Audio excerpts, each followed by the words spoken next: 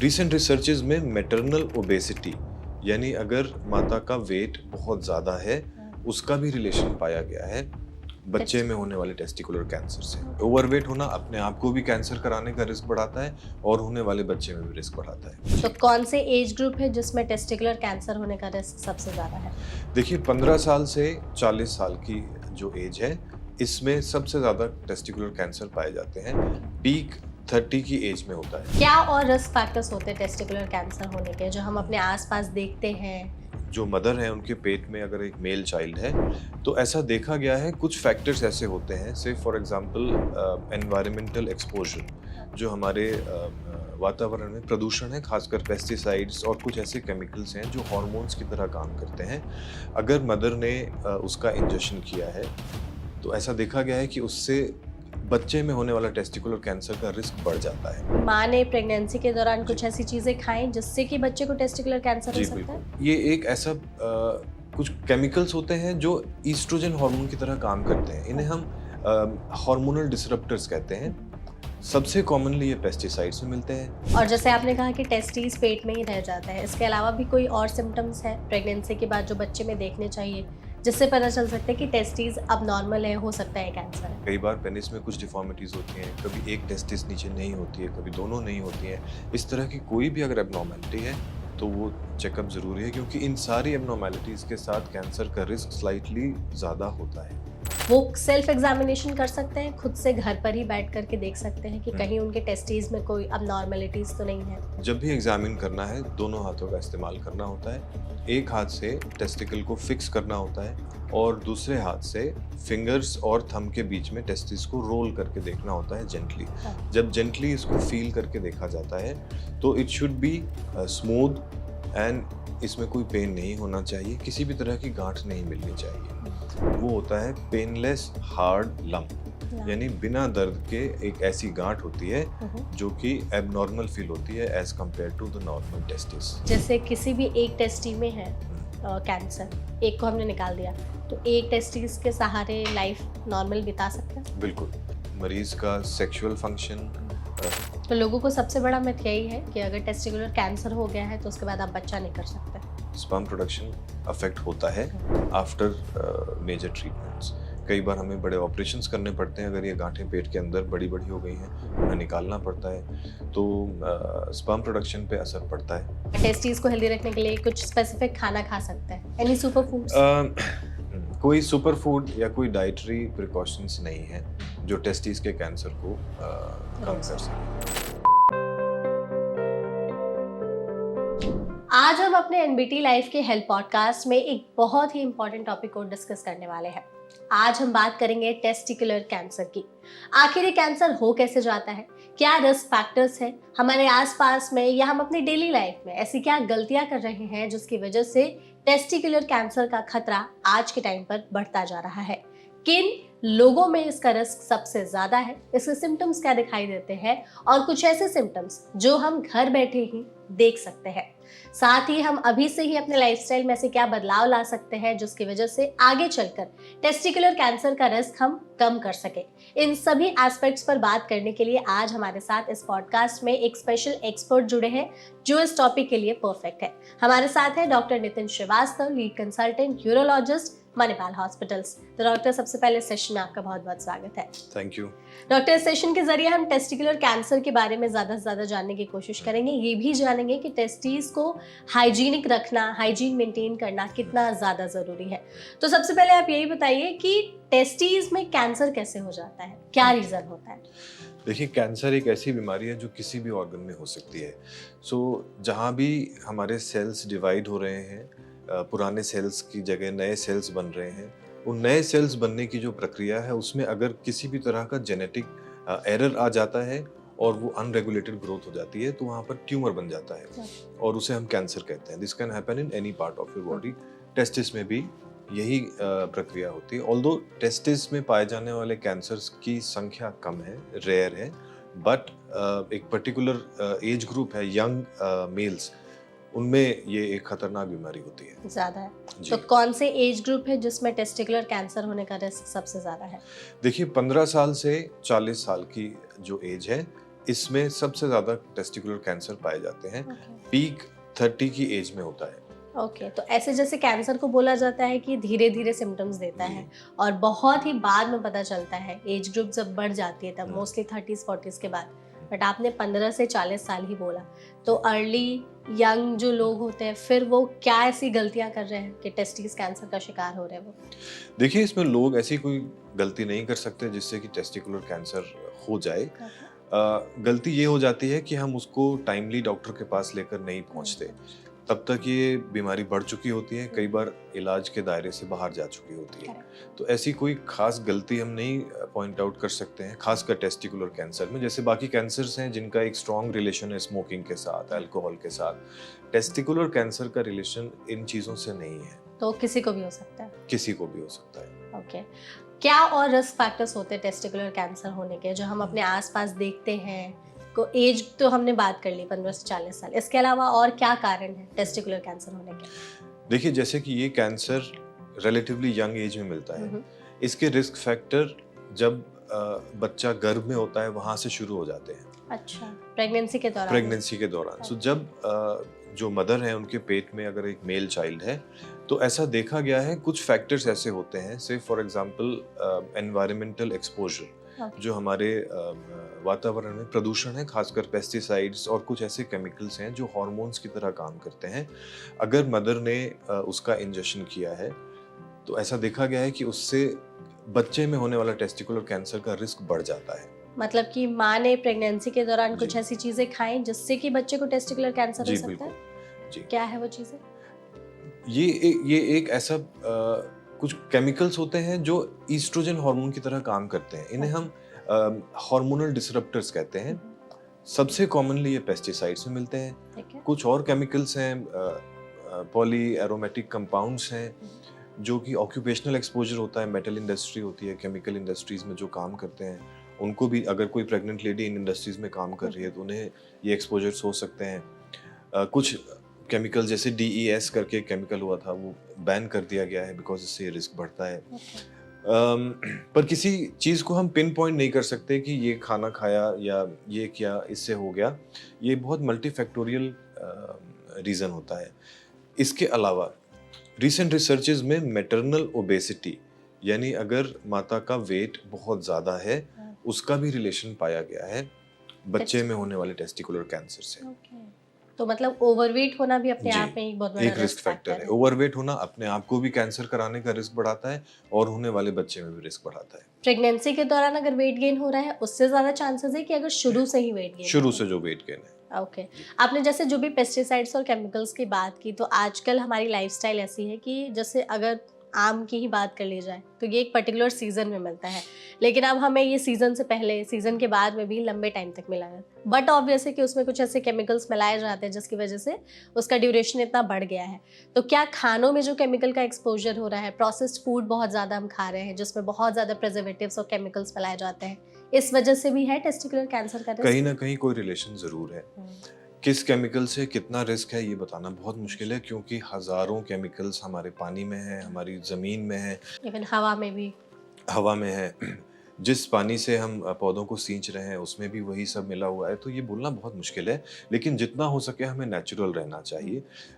Organic खेती एक रास्ता है, पर उससे थोड़ा कॉस्ट बढ़ जाती है, हर किसी को नहीं मिल सकता। बट हम अपने एंड पर जितना हो सके उतने केमिकल्स कम इस्तेमाल करें, प्रोसेस्ड फूड उतने कम इस्तेमाल करें। That's it. ओके, तो कुछ ऐसा भी है कि अगर जो यंग एज के लोग हैं वो अपनी टेस्टीज को हेल्दी रखना चाहते हैं तो स्पेसिफिक डाइट फॉलो कर सकते हैं, या टेस्टीज को हेल्दी रखने के लिए कुछ स्पेसिफिक खाना खा सकते हैं? Any super foods? कोई सुपर फूड या कोई डाइटरी प्रिकॉशंस नहीं है जो टेस्टिस के कैंसर को कम रोक कर सके। सके। ओके, तो मतलब ऐसा कुछ नहीं है कि अगर हम कुछ खाएंगे तो होगा, होना होगा तो हो ही जस्ट जाएगा। Maintain a healthy lifestyle and that's it. और हाइजीन का कितना रोल है टेस्टीज में, अगर टेस्टिकुलर होने कैंसर का रिस्क कम करना है तो? पर्सनल हाइजीन का रोल टेस्टिकुलर कैंसर में नहीं है, नहीं। पिनाइल कैंसर में है। Okay. जो मेल्स में जिनके प्रीप्यूस टाइट होते हैं, पीछे नहीं जाते, उसके अंदर गंदगी जमा होती रहती है। अगर हाइजीन नहीं होती तो पिनाइल कैंसर यानी पेनिस का कैंसर हो सकता है, पर टेस्टिस का कैंसर का इससे रिलेशन नहीं है।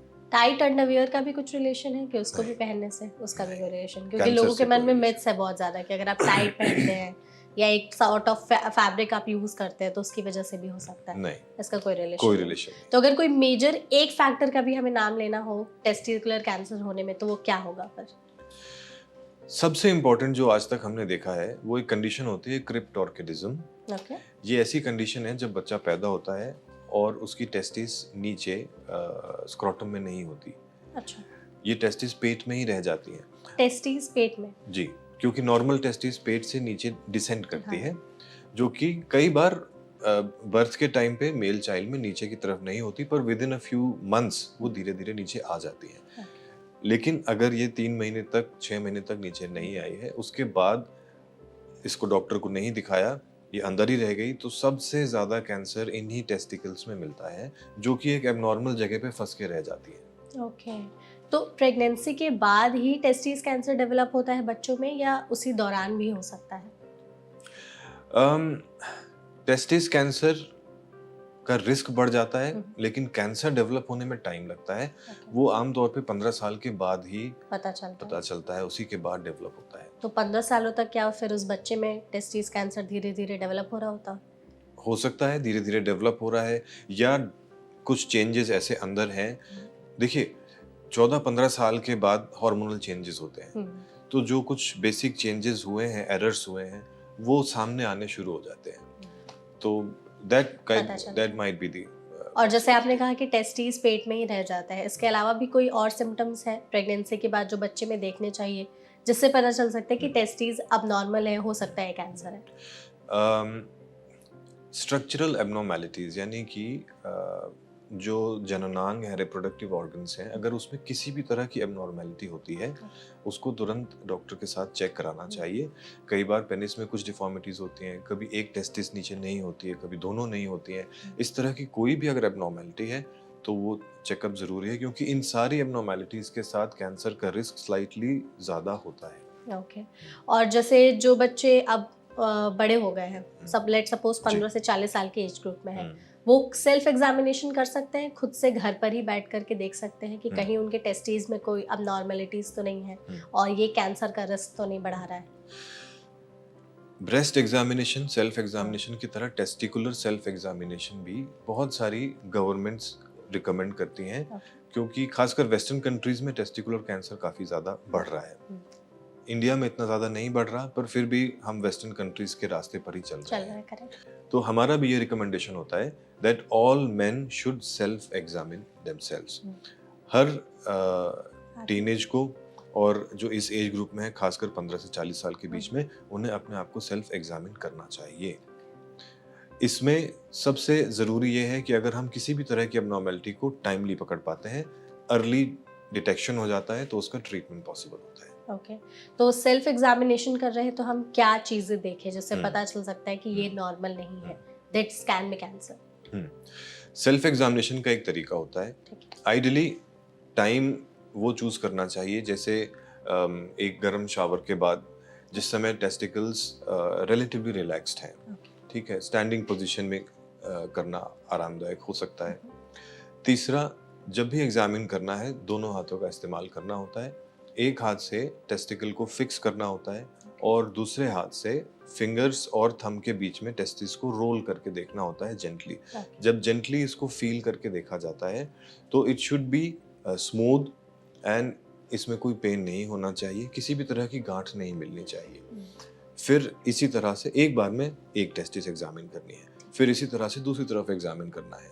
जो टेस्टिकल का टॉप से लेके बॉटम तक का पोर्शन है, उसमें ऊपर से लेकर नीचे तक रोल करते हुए फील करना है। सो ये सेल्फ एग्जामिनेशन का तरीका है।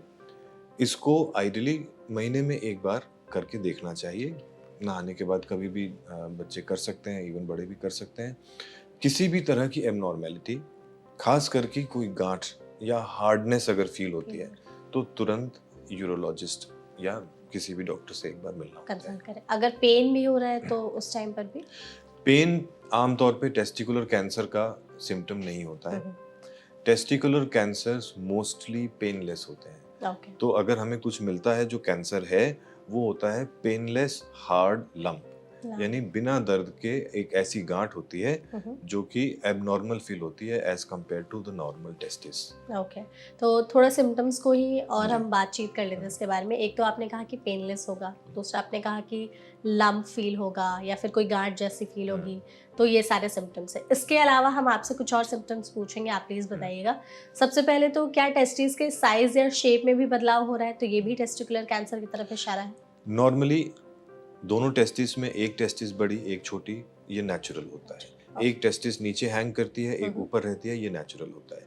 लेकिन कोई रीसेंट चेंज है, यानी अभी तक तो जो साइज थी अब उससे ज्यादा होने लगा है, तो फिर ये कंसर्न है, फिर आपको डॉक्टर से मिलना है। या उसका टेक्सचर चेंज होने लगा है, अभी तक आपको वो स्मूथ एंड फर्म मिलती थी, अब हार्ड लगने लगी है, तो डॉक्टर से मिलना है। या कोई अलग से गांठ मिलने लगी है, तो डॉक्टर से मिलना है। ठीक है। टेस्टीज में अगर स्वेलिंग हो रही है, फूल रहा है, तो ये भी एक बिल्कुल इशारा है? बिल्कुल इशारा है। ओके। और एक और है इसमें कि यूरिन में अगर चेंजेस आ रहे हैं, तो ये भी क्या एक सिम्टम हो सकता है कैंसर का? टेस्टिकुलर कैंसर से यूरिन के सिम्टम्स नहीं आते, लेकिन अगर टेस्टिस में जो स्वेलिंग है वो इन्फेक्शन के कारण हो रही है, तो फिर वो यूरिनरी सिम्टम्स के साथ मिल सकता है। ओके। डिस्कम्फर्ट और पेन काफी ज्यादा होता है क्या? पेन अगर नहीं डिस्कम्फर्ट होता, हो रहा है और पेन हो रहा है तो? पेन टेस्टिकुलर कैंसर में नहीं होता, नहीं होता। डिस्कम्फर्ट हो सकता है, हेवीनेस लग सकती है। ओके, हेवीनेस लग सकती जी। है। इसके अलावा कोई ऐसे साइलेंट सिम्टम्स हैं जो धीरे धीरे डेवलप होते हैं, जो हम यूजुअली इग्नोर कर देते हैं? देखिए, सिम्टम्स डिपेंड करते हैं कि ये जो कैंसर है किस स्टेज में है। ओके। जो शुरुआती स्टेज होती है उसमें सबसे पहले पेशेंट को ये गांठ या लंप मिलता है, या स्क्रोटम में टेस्टिस में एक तरफ की साइज बढ़ने लगती है, ऐसा फील होता है। जैसे जैसे ये डिजीज बढ़ती है, टेस्टिस से निकल के बाहर पहुंचती है, तो दूसरे सिम्टम्स शुरू हो जाते हैं। सबसे पहले ये जो बीमारी है ये लिम्फ नोड्स में पहुंचती है, कुछ गांठें हमारे पेट के अंदर डेवलप होने लगती हैं। ये कैंसर से रिलेटेड होती हैं, और उससे लो बैक एक हो सकता है, पीठ में पीछे की तरफ अजीब सा दर्द होने लगता है। ये दर्द पैरों में भी जा सकता है। एक खास तरह का टेस्टिकुलर कैंसर होता है जो फीमेल हार्मोन्स प्रोड्यूस करता है, तो कुछ लड़कों को अचानक से निपल्स एनलार्ज होने लगते हैं, जिसको हम गायनेकोमेस्टिया कहते हैं। तो अगर मेल्स में इस एज ग्रुप में निपल एनलार्जमेंट या निपल टेंडरनेस हो रही है, तो भी एक ये ऑल्दो नॉट वेरी कॉमन पर एक इम्पॉर्टेंट साइन हो सकता है टेस्टिकुलर कैंसर का। इसके आगे जैसे जैसे ये कैंसर स्प्रेड होता है, अगर हम अभी भी इग्नोर कर रहे हैं, हमने गांठ फील नहीं करी, हम डॉक्टर के पास नहीं पहुंचे, तो थकावट, भूख कम लगना, ये सब हो सकता है। लंग्स में कैंसर पहुंच जाता है तो सांस फूलना, खांसी में खून आना, ये सब हो जाता है। और बोनी पेन्स, इवन एपिलेप्सी के अटैक्स, ये सारी चीजें भी होने लगती हैं। ओके। तो ऐसा भी है क्या कि टेस्टिकुलर कैंसर जो है वहां से निकल के बाकी ऑर्गन्स में भी फैल जाता है? हर दूसरे कैंसर की तरह टेस्टिकुलर कैंसर भी अपनी जगह से निकल के दूसरी जगह पर उसके सीड्स पहुंच जाते हैं, इसे मेटास्टेसिस कहते हैं। और दूसरे ऑर्गन्स में पहुंचने पर फिर प्रोग्नोसिस, यानी कि इसका सर्वाइवल कम हो जाता है, क्योंकि अब ये बॉडी में बाकी जगह पहुंच चुका है। टेस्टिकुलर कैंसर में एक चीज समझने वाली ये है कि इसका डबलिंग टाइम बहुत कम होता है। डबलिंग टाइम कम होने का मतलब है ये बहुत तेजी से ग्रो करता है, बहुत जल्दी डबल हो जाता है, बहुत जल्दी बाहर निकल जाता है टेस्टिस से। अच्छा। कुछ केसेस ऐसे होते हैं जिसको हम स्टॉर्मी कैंसर कहते हैं, यानी जब तक मरीज को पता चला कि मेरे टेस्टिस में गांठ है, एक दिन, 2 दिन या कुछ हफ्ते निकल गए, क्या करें, किससे मिले, तब तक वो कैंसर फैल चुका है, लंग्स खराब हो चुके हैं, ब्रेन में जा चुका है, एकदम स्टॉर्मी कोर्स। ऐसा भी कैंसर टेस्टिस में देखा जाता है। ओके। तो ये स्टेजेस ऑफ कैंसर भी होते हैं जिसमें ये अलग अलग, जैसे आपने कहा कि डबल हो जाता है, तो कितने टाइप के होते हैं टेस्टिकुलर कैंसर? स्टेज 0 से लेके स्टेज 3 तक कैंसर्स होते हैं टेस्टिस के। स्टेज 0 यानी कि बिल्कुल मामूली से चेंजेस हुए हैं सेलुलर लेवल पे। उसके बाद स्टेज 1 यानी टेस्टिस में गांठ बन गई है। स्टेज 2 यानी ये टेस्टिस से निकल के दूसरी जगहों पर छोटी छोटी गांठें आ गई हैं। और स्टेज 3 यानी कि बॉडी में और बहुत सारी जगहों पर, लंग्स में या लंग्स के अलावा और जगहों पर ये टेस्टिस का कैंसर फैल चुका है।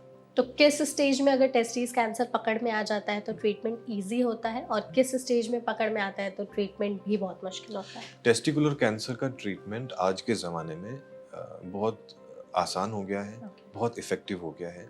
ओवरऑल देखा जाए तो 90% से ज़्यादा क्योर रेट होता है। टेस्टिकुलर कैंसर एक ऐसा कैंसर है जो कि अगर टेस्टिस से निकल के दूसरी जगहों पर पहुंच गया है, उसके बाद भी इसको हम क्योर कर सकते हैं। ओके। बाकी कैंसर्स में क्योर रेट बहुत कम हो जाता है, बट टेस्टिकुलर कैंसर, जब हम इस तरह के कैंसर को ट्रीट करते हैं जो टेस्टिस से निकल के दूसरे ऑर्गन से पहुंच गया है, तब हमें कीमोथेरेपी का सहारा लेना पड़ता है। तो ये कीमोथेरेपी को बहुत अच्छा रिस्पॉन्स करता है। कुछ ऐसे होते हैं जो नहीं करते, but most of the time हमें कंबाइंड ट्रीटमेंट से बहुत अच्छे फायदे मिलते हैं। तो टेस्टिकुलर कैंसर अगर हो गया है तो क्या टेस्टिस रिमूव करनी पड़ती है? पहला स्टेप यही होता है, अगर टेस्टिस में गांठ मिल गई है तो सबसे पहले उसको डायग्नोज करने के लिए हमें उस टेस्टिस को निकालना पड़ता है। अगर दोनों में है तो दोनों टेस्टिस निकालने दोनों पड़ेंगे? टेस्टिस में कैंसर होना बहुत रेयर है, रेयर। Less than 1%। ओके। देखो, दोनों टेस्टिस निकालने पर फिर हमारे हार्मोन्स की कमी हो जाती है, जो हम्म। मेल हार्मोन है उसकी कमी हो जाती है। अगर दोनों टेस्टिस में कैंसर है तो कोशिश ये की जाती है कि हम टेस्टिस को बचा लें। हम्म। पार्शियल टेस्टिस रिमूवल का भी एक ऑपरेशन होता है, अच्छा। पर वो तभी कर सकते हैं जब छोटी गांठ हो। अगर गांठ बड़ी है, टेस्टिस की साइज से 1/3 साइज से ज्यादा गांठ है, तो नहीं बचा सकते। अगर उससे छोटी है तो फिर हम टेस्टिस को बचा सकते हैं। अगर दोनों तरफ ट्यूमर्स होते हैं तो कोशिश की जाती है कि एक तरफ की टेस्टिस कम से कम हम बचा लें। अदरवाइज कैंसर को रिमूव करना प्रायोरिटी होती है। तो अगर जैसे किसी भी एक टेस्टी में है कैंसर, हम्म। एक को हमने निकाल दिया, तो एक टेस्टिस के सहारे लाइफ नॉर्मल बिता सकता है? बिल्कुल, एक टेस्टिस के सहारे मरीज का सेक्सुअल फंक्शन, फर्टिलिटी आमतौर पे नॉर्मल चलती है। इसके ऊपर बहुत सारी चीज़ों के साइड इफ़ेक्ट्स हो सकते हैं, जैसे कि अगर हमने एक टेस्टिस को निकाला और उसमें कैंसर निकला उस गांठ में, और इस पेशेंट को आगे कीमोथेरेपी या रेडियोथेरेपी की ज़रूरत पड़ी, जो कि कई बार पड़ती है। दोबारा कैंसर हुआ तो? नहीं, उसी इसी सेम कैंसर में ट्रीटमेंट में? ओके। उसकी स्टेज पर डिपेंड करता है। अच्छा। ये कैंसर अगर अपनी जगह से बाहर निकला हुआ है या कुछ स्पेसिफिक मार्कर्स होते हैं, ब्लड मार्कर्स होते हैं, अगर वो मार्कर्स बढ़े हुए हैं तो हमें उसको टेस्टिस निकालना पड़ता है। फिर कीमोथेरेपी देनी पड़ती है ताकि शरीर में और किसी जगह पे कोई माइक्रोस्कोपिक सीड अगर बैठा है तो उसे भी हम किल कर दें, नहीं तो ये वहां पर डेवलप हो जाता है। इस तरह की कीमोथेरेपी जब दी जाती है तो ऑपोजिट टेस्टिस कुछ टाइम के लिए बंद हो जाती है। इवन हार्मोन प्रोडक्शंस कम हो जाते हैं, स्पर्म प्रोडक्शंस कम हो जाते हैं। तो अगर पेशेंट यंग है और उसको अभी आगे बच्चा करना है, फैमिली कंप्लीट करनी है, तो ऐसे केसेस में हमें before we start this treatment जो सीमेन है उसको हम स्पर्म फ्रीजिंग के लिए एडवाइस करते हैं। ओके। क्योंकि स्पर्म प्रोडक्शन कब तक वापस आएगा, आएगा कि नहीं, कितना आएगा, ये चीज़ें प्रिडिक्ट नहीं की जा सकती। कई बार आ जाता है, कभी कभी नहीं भी आता। तो अब हमारे नए ज़माने में ये सुविधा है कि कैंसर ट्रीटमेंट आगे बढ़ाने से पहले स्पर्म्स को फ्रीज कर देते हैं।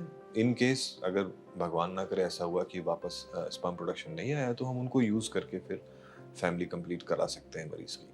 तो लोगों को सबसे बड़ा मिथ यही है कि अगर टेस्टिकुलर कैंसर हो गया है तो उसके बाद आप बच्चा नहीं कर सकते। जैसे मैंने बताया, दूसरी टेस्टिस का स्पर्म प्रोडक्शन अफेक्ट होता है आफ्टर मेजर ट्रीटमेंट्स। कई बार हमें बड़े ऑपरेशंस करने पड़ते हैं अगर ये गांठें पेट के अंदर बड़ी बड़ी हो गई हैं, उन्हें निकालना पड़ता है, तो स्पर्म प्रोडक्शन पे असर पड़ता है। और तो क्या मतलब सेक्सुअल लाइफ पर भी असर पड़ता है अगर टेस्टिस कैंसर हो गया? सेक्सुअल लाइफ पर बहुत ज़्यादा असर नहीं पड़ता। टेस्टोस्टेरोन हार्मोन का जो प्रोडक्शन है वो रिलेटिवली बहुत कम अफेक्ट होता है। स्पर्म प्रोडक्शन बहुत जल्दी बंद हो जाता है। ठीक है, तो इसमें स्पर्म फ्रीजिंग ही एक हमारे पास चांस है, ऑप्शन है, या उसके अलावा भी कुछ और किया जा सकता है? दूसरा रास्ता ये है कि हम होप करें कि ट्रीटमेंट कंप्लीट होने के बाद ये जल्दी वापस आ जाए स्पर्म प्रोडक्शन, और कई बार आ जाता है। तो डॉक्टर ऐसा भी है क्या कि अगर टेस्टिकुलर कैंसर का ट्रीटमेंट चल रहा है, सही हो गया, वापस से फिर कैंसर हो सकता है? देखो, कैंसर होने का बेसिक जो डिफेक्ट होता है वो जेनेटिक कंपोनेंट होता है उसमें। ये दूसरे टेस्टिस में भी हो सकता है। तो जब भी हम टेस्टिस का ऑपरेशन कर रहे हैं, किसी अल्ट्रासाउंड स्कैन से या एमआरआई स्कैन से हमें दूसरी टेस्टिस को भी देखना होता है। एक टेस्टिस का हमने ऑपरेशन कर दिया, कैंसर का ट्रीटमेंट हो गया, दूसरी टेस्टिस में कैंसर होने का रिस्क होता है और आम जनता से ज्यादा होता है। ओके। और कई सारे लोगों के दिमाग में ये सारी चीज़ें भी चल रही होती हैं कि अगर टेस्टिकुलर कैंसर हो गया तो फिर आपको और भी इश्यूज हो सकते हैं, लाइक लो लिबिडो, ईडी या प्रीमेच्योर इजैकुलेशन। तो ये सब चीज़ें हैं, ऐसा होता है? टेस्टिकुलर कैंसर का ट्रीटमेंट, खासकर रेडिएशन और कीमो, कुछ हद तक टेस्टोस्टेरोन प्रोडक्शन को अफेक्ट करता है, पर मोटा मोटा सेक्सुअल लाइफ में बहुत ज़्यादा फर्क नहीं पड़ता है। ट्रीटमेंट अगर ऑप्शंस की बात करें तो इसमें मोटा मोटा खर्च कितना आता है? खर्च तो डिपेंड करता है कि आप किस हॉस्पिटल में ट्रीटमेंट ले रहे हो, किस लेवल की डिजीज़ है, क्या उसको ट्रीट करने के लिए सर्जरीज के बाद सर्जरीज की ज़रूरत पड़ रही है, कीमो की भी ज़रूरत, बहुत सारी चीज़ों पर डिपेंड तो करता कोई है। ऐसा टाइम ड्यूरेशन भी है कि इतना टाइम लग जाता है टेस्टिकुलर कैंसर के ट्रीटमेंट में? अगर अर्ली डिटेक्शन हो गया है और हमने टाइम से कैंसर वाली टेस्टिस को निकाल दिया है, हम्म, तो ज़्यादा से ज़्यादा कुछ महीनों की कीमो एट मैक्सिमम की ज़रूरत पड़ती है। उसके बाद सर्वेलेंस की जाती है। सर्वेलेंस यानी कि आप कुछ ब्लड टेस्ट या कुछ स्कैन्स करा के मंथली, 3 मंथली, 6 मंथली डॉक्टर से मिलते हो।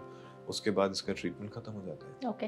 तो अगर अर्ली स्टेज में पकड़ा गया टेस्टिकुलर कैंसर तो उसमें भी सर्जरी की ज़रूरत पड़ती है या लास्ट स्टेज में पकड़ा गया तभी सर्जरी चाहिए होती है? दोनों में पड़ सकती है, अर्ली स्टेज में तो पड़ती ही पड़ती है। ओके। जो टेस्टिस में कैंसर है, this this is the source. यहीं से सीड्स निकल के बाकी जगहों पर जा रहे हैं। हम्म, तो मोस्ट ऑफ द टाइम हमें टेस्टिस वाला सोर्स हटाना ही पड़ता है। ओके। और अगर एक टेस्टिस निकाल दिया, दूसरा टेस्टिस बचा हुआ है, उसमें वापस से कैंसर हो जाता है तो फिर? अगेन, अगर सिंगल टेस्टिस में कैंसर हो गया है तो कोशिश ये पूरी की जाती है कि हम उस टेस्टिस को बचा लें। लेकिन अगर ट्यूमर की साइज बड़ी है, टेस्टिस को बचाया नहीं जा सकता, तो उसे निकालना पड़ता है। फिर उसके बाद, बिकॉज अब दोनों टेस्टिस निकल गई हैं, टेस्टोस्टेरोन प्रोडक्शन नहीं है, तो हमें टेस्टोस्टेरोन सप्लीमेंट देना पड़ेगा पेशेंट को। दवाइयों के थ्रू? हाँ, इंजेक्शंस या आजकल नए नए जेल्स और बहुत सारे तरीके आ गए हैं, तो हमें हार्मोन सप्लीमेंट करना पड़ता है, जिससे कि उसकी जो मेल फैक्टर है वो बना रहे, सेक्सुअल लाइफ बनी रहे और तो ये बोन हेल्थ बनी रहे, बहुत सारी चीज़ें। तो फिर ये लाइफ लॉन्ग चलते हैं मेडिकेशंस? फिर ये लाइफ लॉन्ग चलता है। ओके। और उसके बाद फिर प्रेगनेंसी हो सकती है या नहीं हो सकती है? दोनों टेस्टिस निकल गई हैं तो फिर प्रेगनेंसी नहीं हो सकती। ओके। अगर आपने स्पर्म फ्रीज करा लिया है तो हाँ, उसके थ्रू हो सकता है। अदरवाइज दोनों टेस्टिस निकलने के बाद आप खुद स्पर्म नहीं प्रोड्यूस कर सकते। तो अगर जैसे पहले टेस्टिस में कैंसर हुआ वो रिमूव कर दिया गया, हम्म। दूसरे टेस्टिस में भी कैंसर हुआ है, तो अगर उस टाइम पे स्पर्म फ्रीज नहीं करा पाए तो फिर मुश्किल है, मुश्किल फिर है। नहीं कर तो सकते। चांसेस है कि दूसरे वाले में कैंसर हुआ तो स्पर्म फ्रीज उस टाइम पर करा सकता बिल्कुल है? कर सकता है। ओके। टेस्टिकुलर कैंसर से निकलने वाले स्पर्म्स में वो ट्रांसफर नहीं होता। ओके, वो ट्रांसफर नहीं जी। होता है। तो अगर किसी मेल को टेस्टिकुलर कैंसर हुआ है, क्या ऐसा पॉसिबल है कि वो आगे उनके बच्चों में भी पास ऑन होगा? रिस्क ज़्यादा होता है। अगर फैमिली में हिस्ट्री है हम्म, टेस्टिकुलर कैंसर, खासकर फर्स्ट डिग्री रिलेटिव या जो एकदम इमीडिएट रिलेटिव्स होते हैं, Okay. चाचा, फादर, इस तरह से भाई, इनमें अगर कैंसर है तो फिर बच्चे में कैंसर होने का रिस्क ज़्यादा है definitely, as compare to someone जिसके फैमिली में नहीं नहीं हुआ है। होता। तो जेनेटिक एलिमेंट्स तो पास ऑन होते हैं। तो अगर जैसे जेनेटिक्स में हम्म। हमारे पास टेस्टिकुलर कैंसर के केसेस है, हिस्ट्री रही है फैमिली हिस्ट्री में, तो जो लोग चाहते हैं कि उनके फैमिली हिस्ट्री में रही है वो हमें ना पास ऑन हो, तो शुरुआत से ही उन्हें फिर क्या डायग्नोस या सेल्फ एग्जामिनेशन करते रहना चाहिए, किन सिम्टम्स पे ध्यान देना चाहिए ताकि वो तुरंत अलर्ट हो जाए? देखो, अगर फैमिली हिस्ट्री है तो फिर ये मैंडेटरी है कि 15 साल की उम्र होते ही लड़के को सिखाया जाए कि टेस्टिस एग्जामिन कैसे करना है, वो रेगुलर सेल्फ एग्जामिनेशन करता रहे। ज़रा भी डाउट होता है डॉक्टर से मिले, अल्ट्रासाउंड स्कैन कराए। और अगर बर्थ के टाइम पे किसी भी तरह की एबनॉर्मेलिटी मिली है टेस्टिस में या पेनिस में, तो फिर उसको उसी समय जो पीडियाट्रिशियन होते हैं उनको दिखाना है, डॉक्टर के पास जाना है। कभी कभी हमें इसे आगे इन्वेस्टिगेट करना पड़ता है। और ऐसा ज़रूरी नहीं है कि फैमिली में कैंसर है तो बच्चे को ज़रूर होगा, ऐसा नहीं है। रिस्क नॉर्मल पॉपुलेशन के कंपैरिजन में थोड़ा ज़्यादा होता है। डॉक्टर, कुछ ऐसे टेस्ट भी हैं जो बता सकते हैं कि टेस्टिकुलर कैंसर है ताकि हम पहले से ही करवाते रहें? सबसे इम्पोर्टेंट है क्लिनिकल एग्जामिनेशन।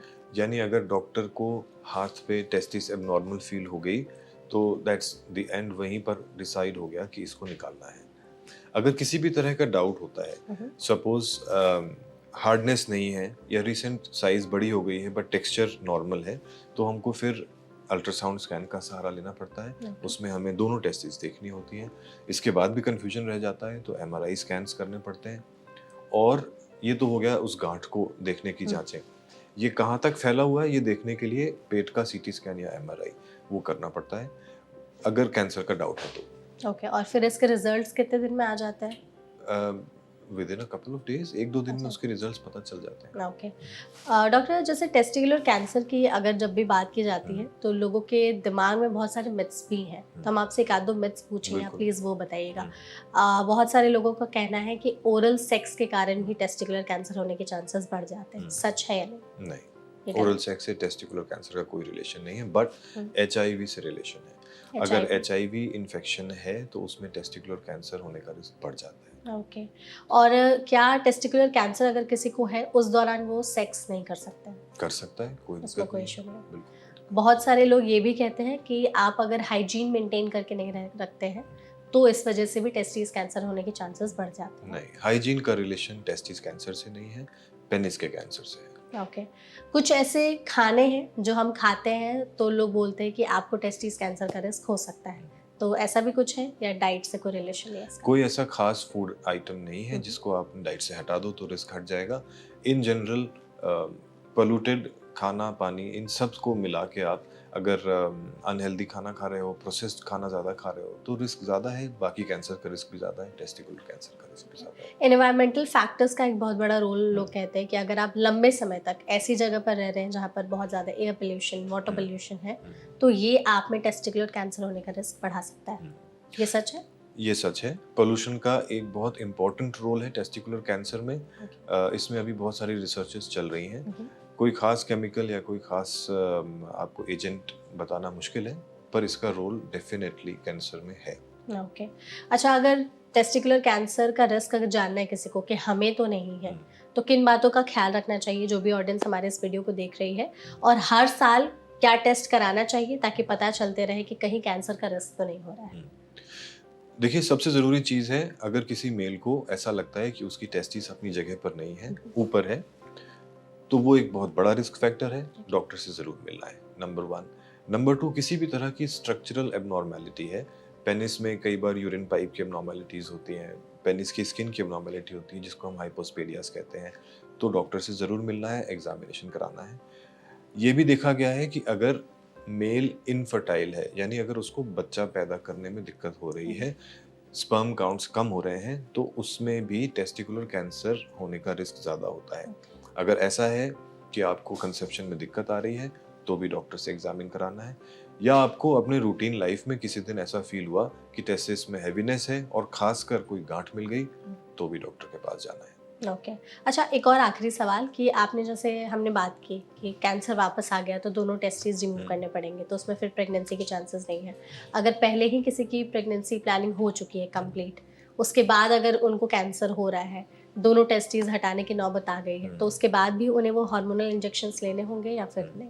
हार्मोनल इंजेक्शंस हमें टेस्टोस्टेरोन के लिए लेने होते हैं, जो कि सेक्सुअल लाइफ और बहुत सारे दूसरे नॉर्मल बॉडी फंक्शन के लिए ज़रूरी है। Bone health, muscle health, even psychological health के लिए ज़रूरी होता है।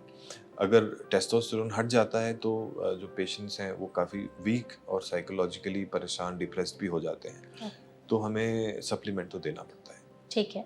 एक और डॉक्टर, कि अगर टेस्टिकुलर कैंसर किसी को हुआ है तो उनकी बाकी बॉडी ऑर्गन्स कैसे अफेक्ट होती हैं, ये भी जानना बहुत ज़रूरी है लोगों के लिए। टेस्टिकुलर कैंसर अर्ली स्टेजेस में किसी दूसरे ऑर्गन को अफेक्ट नहीं करता। अच्छा। जब ये टेस्टिस से निकल जाता है, स्टेज 2 स्टेज 3 हो जाता है, तो सबसे पहले मोस्टली लंग्स को अफेक्ट करता है, उसके बाद बोन्स एंड ब्रेन को अफेक्ट करता है। Bones and brains. जी। ये तो इन तीन इन ऑर्गन से रिलेटेड सिम्टम्स आने लगते हैं। बैक एक हो सकता है, हड्डियों में, जोड़ों में दर्द हो सकता है, खांसी स्टार्ट हो जाती है, सांस फूलने लगती है, ब्लड आ सकता है कफिंग में। ओके। अगर ब्रेन में पहुंच गया है तो एपिलेप्सी के अटैक्स आ सकते हैं, कई बार ब्रेन हेमरेज हो जाता है। स्ट्रेस और स्लीप का भी कोई है रिलेशन? स्ट्रेस और स्लीप का डायरेक्ट रिलेशन टेस्टिकुलर कैंसर से नहीं है। लाइफस्टाइल में ही अगर? Lifestyle, unhealthy lifestyle, pollution, adulterated food, processed food, इन सब का रोल तो है। ओके, ठीक है। तो डॉक्टर, हम चाहेंगे बस कि आप एक मैसेज हमारी ऑडियंस को दें कि अगर वो चाहते हैं उन्हें टेस्टिकुलर कैंसर ना हो, तो अभी से वो कौन सी चीज़ें हैं जो करना बंद कर दें या अपनी लाइफस्टाइल में सुधार लाएं, ताकि वो कम से कम रिस्क में रहे टेस्टिकुलर कैंसर होने के। देखिए, टेस्टिकुलर कैंसर ना हो, इसके लिए कोई खास ऐसा आप स्टेप नहीं ले सकते। इन जनरल सारे कैंसर्स को अवॉइड करने के लिए हेल्दी लाइफस्टाइल रखनी है, प्रोसेस्ड खाना कम खाना है, स्मोकिंग, अल्कोहल से दूर रहना है। यही सारी चीज़ें आपको टेस्टिकुलर कैंसर के लिए भी फॉलो करनी है, और इन सब से ज़रूरी है, देखो कैंसर किसी को भी हो सकता है, कभी भी हो सकता है।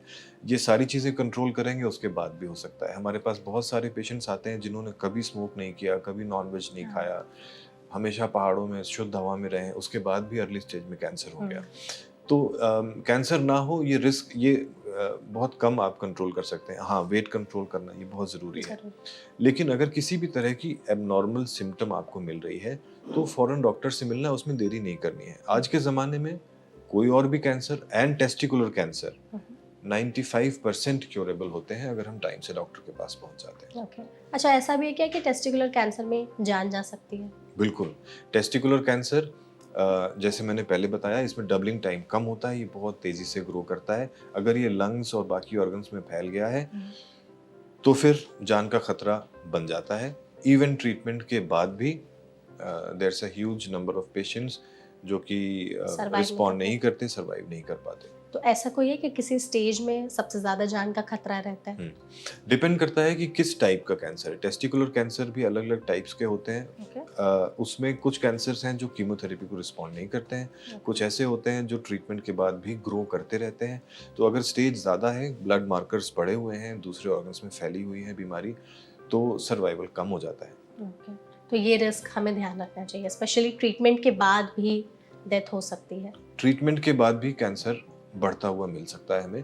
फिर हमें सेकेंड लाइन कीमोथेरेपी लेनी पड़ती है, कभी कभी सर्जरी करनी पड़ती है, तो स्ट्रगल लंबी हो जाती है। ओके, ठीक है। तो आई गेस डॉक्टर, इस पॉडकास्ट सेशन के जरिए हमने टेस्टिकुलर कैंसर पर काफ़ी अच्छे से बात की। ऑलमोस्ट सारे एस्पेक्ट्स को हमने कवर भी किया। आई होप आपने इस सेशन को एंजॉय किया होगा। Thank you for calling me. Thank you so much doctor, इस सेशन में आप हमारे साथ जुड़े, and thank you so much audience, आपने इस वीडियो को एंड तक देखा। इसे अपने फैमिली और फ्रेंड्स के साथ भी शेयर ज़रूर करिएगा। ये इन्फॉर्मेशन उनके लिए भी काफ़ी ज़्यादा यूजफुल होने वाली है। वीडियो अच्छी लगी हो तो इसे लाइक, शेयर और सब्सक्राइब हमारे चैनल को करना बिल्कुल भी मत भूलिएगा। कुछ और सवाल रख गए हो तो आप हमें कॉमेंट सेक्शन में पूछ सकते हैं। Thank you.